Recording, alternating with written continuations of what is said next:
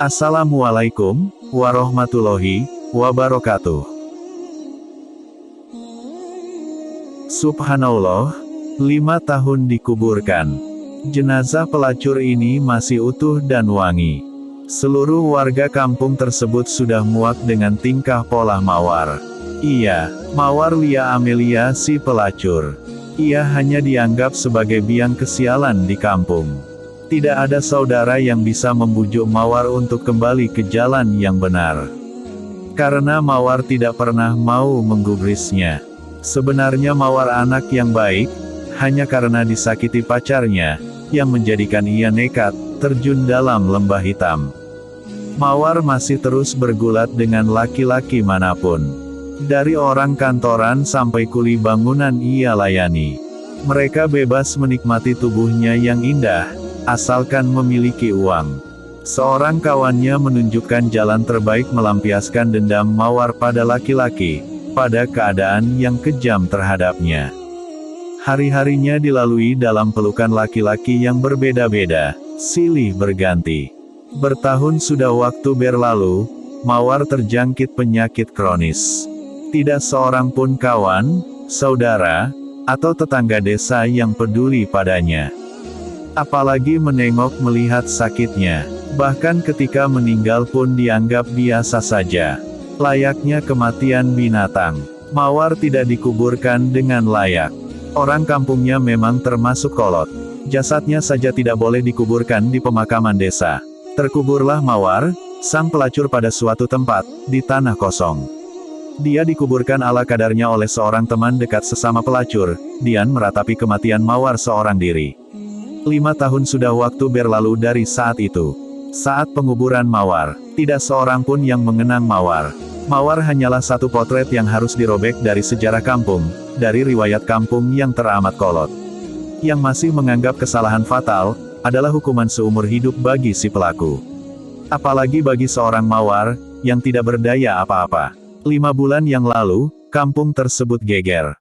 Kampung di mana Mawar terkubur dengan begitu saja, tanpa tata cara, tanpa ritual. Sebuah proyek besar untuk pembuatan jalan tol, kebetulan melewati kampung tersebut, juga melewati kuburan Mawar. Bulldozer yang memiliki kekuatan ratusan ton, tidak mampu menembus tanah di mana Mawar dikuburkan.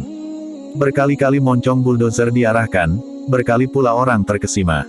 Karena tanah itu bagaikan batu karang yang teramat kokoh, tidak tersentuh sama sekali. Namun saat gali dengan cangkul petani biasa, tanah itu begitu mudah dikeruk.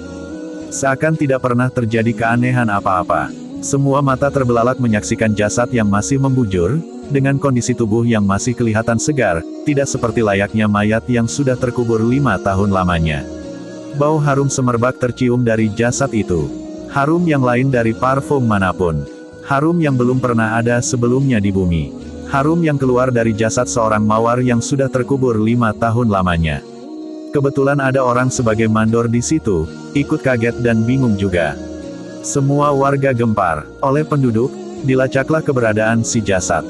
Dari teman almarhum Mawar yang masih menjalankan profesinya sebagai pelacur, terungkap bahwa dia sudah taubat 1 tahun sebelum meninggal. Dia tidak menceritakan taubatnya itu kepada siapapun, termasuk kepada saya, ujar Dian, teman dekatnya Mawar Lia Amelia. Sebenarnya, 1 tahun sebelum kematiannya, Mawar sudah bertaubat. Tapi taubat itu tidak pernah Mawar ungkapkan kepada siapapun.